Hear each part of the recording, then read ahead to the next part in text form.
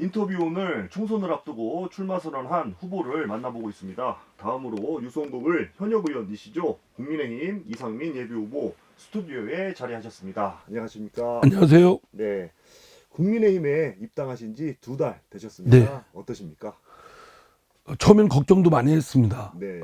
당적을 바꿨을 때 대체로 뭐 긍정적인 것보다는 부정적인 것이 많을 것이다. 네. 그리고 이제 리스크를 안고 그 뭐 꾸지람 들을 걸 각오하고 제가 어쨌든 그 총결산하는 입장에서 저 나름대로는 일을 해야 되겠고, 네. 그러면 종전에 있던 민주당에서는 더 이상 있을 수가 없고, 그리고 새로운 그 국민의힘에서 여당의 중진 의원으로서 성과를 내야 되겠다. 뭐 이랬는데 의외로 그 제 주위에 국민의힘 지지하시는 분들이 굉장히 많습니다. 네. 그동안 이제 네. 민주당 지지자인 줄 알았는데 네. 그리고 많이 격려들 해주세요. 민주당이 워낙 좀 그 불상사로운 모습을 네. 계속 보여주니까 민주당을 그 결별한 거에 대한 탈당한 거에 대한 잘했다라고 말씀들 해주시고, 네. 그로부터 이제 한 달, 2달 가까이 있다가 이제 국민의힘 입당했지 않습니까? 네. 그런데 이제 국민의힘 입당한 거에 대해서 오히려 주위에서 많이 격려도 해주시고 잘했다라고 하고. 예. 의원님께서는 워낙 정치를 오래 하셔서 그게 의원님 앞에서만 그러시는 건지 진심인지 알 아유, 것 같아요. 알죠. 예. 제가 저한테 저기 하시다고 제 앞에서 짐짓 뭐 이렇게 아닌 모습을 네. 가장된 모습을 보였다고 생각되지는 않습니다. 네. 이렇게 말해보면 느낌이 있지 그렇죠? 않습니까? 네, 네. 예. 그리고 한두 분이 아니고 여기저기서 그런 말씀들 하세요. 네. 그리고 국민의힘 지지자분들이 굉장히 적극적이고 또 자발적인 분들이 많으세요. 네. 예. 알겠습니다. 입당하시기 전에는 국민의힘 역시 윤심에 꼼짝 못할 것이다 라고 이렇게 비판도 하셨었어요. 직접 네. 보시니까 어떠십니까? 실제로 그 공천이 들어가기 전에 분명히 이제 양당이 네. 다 똑같이 윤심 하나는 또 이재명의 뜻에 의해서 좌지우지될 것이다 라고 했거든요. 네. 근데 국민의힘의 경우 맨 처음에 뭐 그런 우려들이 사실은 좀 너무 조용한 거 아닌가 싶을 정도로 네. 물론 대통령의 간접적인 영향력은 있겠죠. 저는 뭐 그거 자체를 아예 없다고 보지는 않습니다. 네. 그런데 그것이 뭐 이렇게 눈에 보일 정도로 작용한다든가, 또 결과적으로 뭐 대통령에 근무했던 측근들이 뭐 대거 낙하산으로 날아온 경우가 그렇게 많지는 않지 않습니까? 네. 그런 걸 보면 그게 이제 민주당과 국민의힘이 판이하게 다른 모습을 보임으로써 요즘에 그 지지도 조사에서 차이나게 나는 것이 그런 데서 배경이 아닌가 싶습니다. 네. 민주당 탈당할 때는 더불어민주당은 이재명 대표 체제 이후에 이재명 사당으로 변질돼서 도저히 고쳐쓰기가 불가능한 상황이라고 비판하셨습니다. 네. 지금도 달라진 게 없다고 보십니까? 제 예견이 틀린 바가 없지 않습니까? 네. 제가 이미 제가 보기에 더불어민주당이 종전의 민주당이 아니에요. 민주주의와 인권의 가치를 최고로 여기는 그런 정당이라기보다는 이제 이재명 대표를 사법적 리스크를 감추고 방어하고 방패 역할하는 이재명 사당, 또는 그 극성 아주 강렬한 뒤틀어진 그 강성 지지자들, 소위 개딸들이라고 하지 않습니까? 네. 개딸들에 의해서 점령된 당이다라고 네. 싶을 정도로 변질이 돼버렸어요. 네. 그래서 제가 오죽하면 더 이상 뜯어 고칠 수가 없고, 제가 그 당에 더 이상 있을 수도 없고, 뭐 있으면 있을수록 서로 간에 그 반목과 대립만 깊어지는 것이고, 네. 그래서 제가 결별한 거죠. 네. 오늘 오전이죠. 홍영표 의원도 민주당의 사당화를 비판하면서 탈당을 하셨습니다. 민주당 내 분열 어떻게 보십니까? 다 필연적 결과라고 봅니다. 사실은 오늘의 사태를 홍영표 의원도 뭐 저하고 친구처럼 아주 친하게 지낸 의원인데 네. 훌륭한 의원이고. 그런데 이제 1년 전부터 민주당의 많은 의원들과 소위 이재명과 그 친명들이 득세를 해서 당을 좌지우지하고 사당화를 전락시켜버리면 당은 종전에 민주당은 붕괴돼 버린다. 분당은 고사하고 다 망해버린다. 이런 걱정들을 해왔어요. 네. 그러니까 지금의 뭐 사당화 얘기를 지금 하는 건 솔직히 좀, 아니 왜 이제 와서 그 얘기를 하나? 그 얘기는 이미 한참 전부터 걱정했던 거고, 그러기 때문에 당내에서 이재명 대표와 그 주변 그 공범자들을 바로잡지 못하면 나가서 진정한 민주당을 재건하든지 이런 결단을 내리자라고 했는데, 그게 1년 전부터 했던 얘기인데 계속 반복되게 당내에서 뭐 좀 기다려보자, 개혁을 기다려보자 뭐 이랬는데, 저는 그거를 냄비 속의 개구리다. 처음에는 물이 데울 때는 따뜻하게 와서 아 따뜻하구나 이렇게 생각할지 모르지만 좀 있으면 물이 끓잖아요. 네. 지금 이미 물이 끓고 있어요. 그럼 개구리는 죽는 겁니다. 네. 그래서 제가 이미 예견했던 얘기들을 이제 와서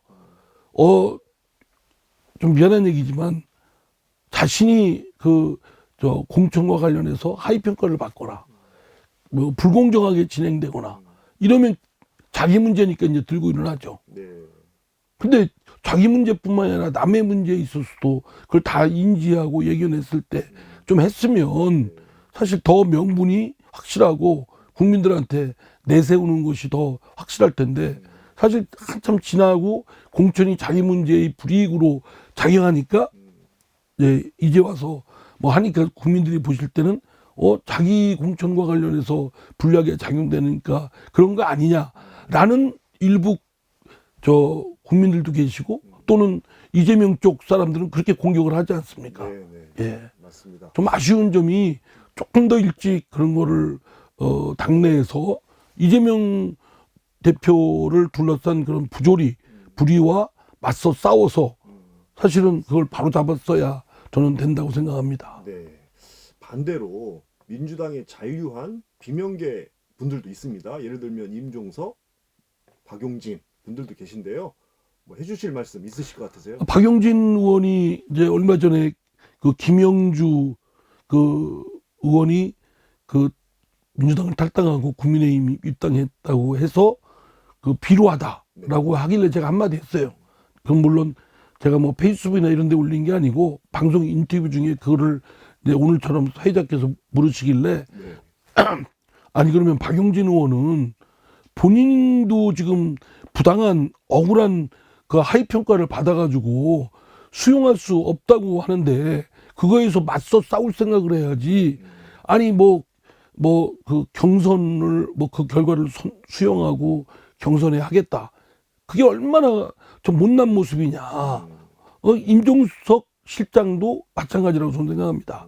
그게 결과를 수용할 일이 아니죠. 네. 맞서서 싸워서 바로잡아야 될 것인데 너무 유약한 태도를 보이고 있다. 그렇게 네. 생각합니다. 네. 이제 국민의힘 소속으로 출마하셨습니다. 당선되시면 6선이신데요. 국회의장 기대해도 되겠습니까?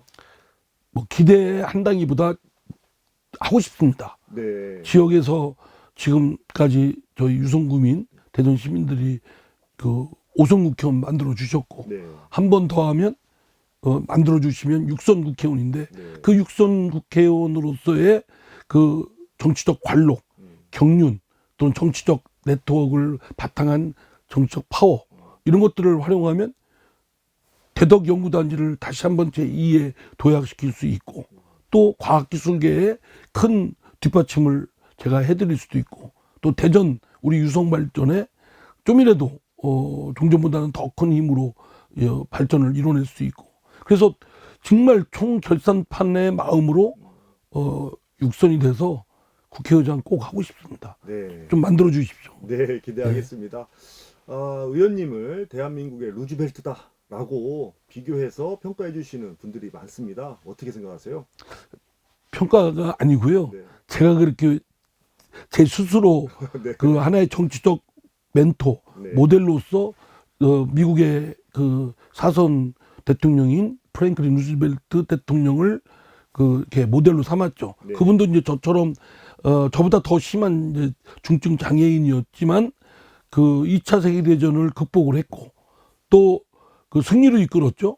미국의 대공황을 극복해서 오늘날 세계 최강 대국으로 만드는 데에 그 아주 리더십을 보였는데 네. 그러면서도 통합과 또 경제 부흥 또 특히 어려운 계층에 대한 좀 더 국가적 보살핌이 필요하다라고 해서 여러 가지 그 빈민구제법 등을 이런 걸 포함한 제도를 입법을 많이 했습니다. 네. 그런 모습이 정치적 멘토로서 제가 본받고 또 그렇게 하고 싶습니다. 네.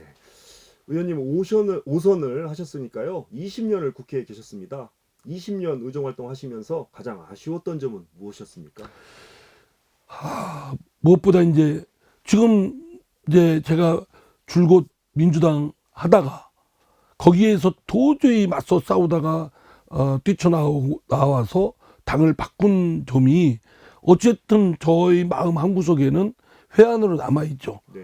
있었던 민주당을 그 제대로 좀 바람직한 국민들이 저 지지와 사랑을 받는 또 박수를 받는 정당으로 더욱 발전시켜야 되는데 네. 그러질 못하고 지금 오늘날 요새 보이는 모습을 보면 많은 국민들이 지탄을 하고 또 그에 대해서 굉장히 볼상사납다라고 그 굉장한 비판을 하시거든요. 네. 그러면서 이제 더불어민주당이 이제 이재명 당, 또 개딸당으로 전락되고 민심과 점점 멀어지는 모습에 제가 비록 그 당과 결별을 했지만 그러나 남아있는 좀 회한이나 마음속에 좀 안타까운 점이라고 생각됩니다. 네, 알겠습니다. 현재 가장 큰 국가적 위기는 무엇이라고 보시고 구체적인 해결 방안은 무엇이라고 생각하십니까? 우선 4분 5열되는 이 사회 대립과 반목이 더욱더 극심해지고 그건 단순한 경제적 상황뿐만 아니라 사회적 또 문화적 교육적 또 심지어는 뭐 디지털 기술 문명에 따라서 격차가 점점 벌어지고 있죠. 네. 그 여러 측면에서 격차가 벌어지고 이거에 대해서 심한 그 골짜기가 생겨나고 있는 점에 대해서 네. 어떻게든 그 패여진 웅덩이 또는 깊게 패여진 골짜기를 메꾸고 좀 평탄하게 좀 비교적 평탄하게 그 세상을 만드는데 필요하다라고 생각되고 네. 이 격차를 해소하고 조금 더 가까워지도록 하는 것이 정치권이 해야 될 일이라고 생각합니다. 네. 정치권이 정말 다른 일보다도 우리 사회에 갖고 있는 경제적, 사회적 또는 교육적, 문화적, 디지털 격차에 이르기까지 이런 격차들을 조금이라도 좀 해소하고 고를 메꾸는 노력에 집중해야 되는데 그것보다는 정치권 스스로가 반목과 대립과 또는 상대를 주적으로 생각하고 악마화하고 그리고 이제 무조건 그거는 목적은 자신이 권력을 쟁취하기 위한 목적으로 그걸 하다 보니까 오히려 사회에 악영향을 줘서 그 사회나 국가에 또 국민들에게 좋은 역할을 못하고 있다는 점이 정치인으로서 정말 반성하고 되새기게 하는 대목입니다. 저는 하여튼 그 격차 정치 활동을 하면서 이 사회의 온갖 측면에 벌어지는 격차, 대립과 반목 이런 것들을 줄여가는 노력에 앞장설 생각입니다. 알겠습니다. 이제 지역구 얘기 해볼게요. 상대 후보는 과학자 출신의 황정화 후보입니다. 현장에서도 만나보신 적 있으신가요? 없습니다. 그러세요? 아니 만나볼 수도 있죠. 왜냐하면 제가 대덕 연구단지의 연구소들을 많이 하고 또 연구자들을 많이 뵙고 하니까 그러다가 만나뵌 적은 있을지 모르지만 뭐 이렇게 뭐 말씀을 나누거나 그런 기억은 없습니다. 네. 그래서 잘은 솔직히 잘 모릅니다. 네. 그래도 주위에 정보를 통해서 느끼시는 상대 후보는 어떤 분 같으십니까? 천문연구원의 연구자시고 뭐 이런 저 인공위성 관련해서 네. 연구하시는 분이다. 뭐 그 정도 언론에 보도된 정도만 알고 있고 네. 주위에 사실은 같은 연구소들이 많잖아요. 네. 그러니까 이제 우선 많이 그렇게 알려진 분은 아닌 것 같습니다. 알겠습니다. 유성구에 시급히 해결해야 할 현안 있다면 무엇이 있을까요? 이제 대덕연구단지의 제2의 도약을 는 물론이고 그 외에 지금 전민 신성 구축관평이 대전 지역에서 그 대중교통 수단의 사각지대에 놓여 있습니다. 네. 버스 노선도 뭐 좀 맞췄고 또 거기는 또 도시철도 2호선도 안 지나가고 그런 반면에 지금은 그 신동 둔곡지구 또 세종시 또 충북 오송 오창까지 이어지는 그 어쩌면 거점 주축 지역이거든요. 네.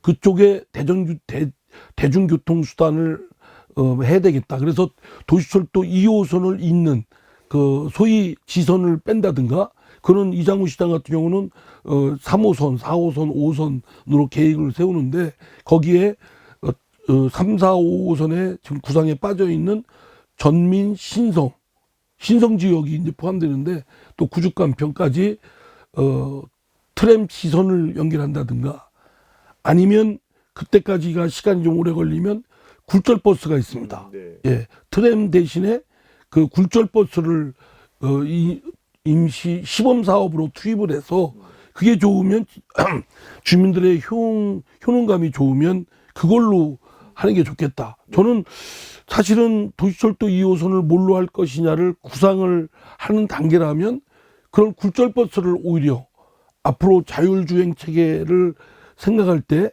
미래형에는 그게 더 맞는 건데 지금야 이제 뭐 도시철도는 정해졌으니까 그걸 바꾸기에는 뭐 상당히 불가능한 거고 네. 뭐 그건 그렇다 하더라도 이제 다른 데서 지선을 연결하는 거는 굴절버스로 그러니까 도시철도 2호선은 트램으로 하더라도 나머지는 트램에 유사한 그런 굴절버스를 활용하면 오히려 좋겠다는 생각입니다. 네.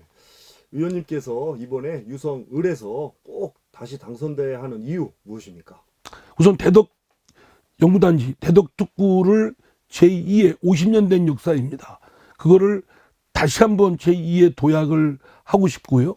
그리고 아까 말씀드린 대로 대중교통 수단의 사각지대에 놓여 있는 전민신성 구축간평에 대한 빨리 교육 인프라 하는 것과 마찬가지로 우리 유성에는 세 개의 아주 실개천이 있습니다. 네. 갑천, 유동천, 대전천, 그 지방하천 이외에 실개천이 탄동천, 반석천, 그다음에 관평천. 네. 여기에 그 실개천을 1, 2급수, 수질 1, 2급수로 전 구간이 그렇게 되도록 하고 그리고 유량을 일정하게 흐르게 하면서 거기에 그러면 그 생태하천으로 바꿔서 네. 피레미 또는 달팽이, 다슬기 이런 것들을 잡을 수 있고 아이들이 네. 그리고 옆에는 그 수변 지역은 봄, 여름, 가을 내내 꽃이 피고 지고 꽃이 피고 지고 네. 이렇게 하는 명품 꽃단지로 만들어서 이거를 쭉 잇는 명품 둘레길로 하는 것이 제 그 오래된 꿈입니다. 네. 이뤄놓겠습니다. 알겠습니다. 사실 의원님에 대한 기대를 하시는 분도 많습니다. 또 실망하신 분들도 있습니다. 예. 실망하신 분들도 끊어 안으셔야 되는데요. 끝으로 한 말씀 해주세요. 네. 뭐 경우에 따라는 이제 당적을 변경한 거에 대한 실망. 특히 이제 민주당 지지자 하시는 분들 중에 당적을 바꾼 부분에 대해서 제가 드린 말씀에 대해서 동의를 못하거나 또는 동의를 하더라도 그래도 왜 당적을 바꾸냐 너 왜 그 상대당인 국민의힘에 가냐 오히려 무소속으로 나오지 이런 분들이 계시는데요. 제가 국민의힘에 간 거는 저로서는 총결산에서 일을 통해서 성과를 내야 되겠다. 그러려면 그냥 무소속으로 제가 5선에서 6선 되는 건 별 의미가 없습니다. 저는 뭐 이제 5선까지 한 거는 제 개인적으로는 영광이지만 6선이 돼서 하고자 하는 건 이를 통해서 성과를 확실하게 내고 싶은 그런 소망 때문에 그러기 위해서는 여당인 국민의힘의 힘을 빌려야 되겠다. 이렇게 해서 당을 바꾼 것이니까 제 개인 사리사욕 때문에 바뀐 것은 절대 아닙니다. 네. 제가 당 바꿀 때는 국민의힘이 지지도가 바닥이었어요. 그리고 윤석열 대통령도 바닥이었고, 그러나 그 이후 사정 변경이 있어서 요즘 조금 사정이 좋다고 하지만 더 분발하겠습니다. 네. 말씀을 나누다 보니까요. 시간이 어느덧 다 되어갔습니다. 네. 다음에 또 한번 기회가 있으면 말씀 나눠보겠습니다. 오늘 말씀 여기까지 듣겠습니다. 네, 감사합니다. 감사합니다. 지금까지 유성구 을 현역 의원이시죠? 국민의힘 이상민 예비후보였습니다. 인터뷰 오늘 준비한 순서 여기까지입니다. 함께해 주신 여러분 고맙습니다.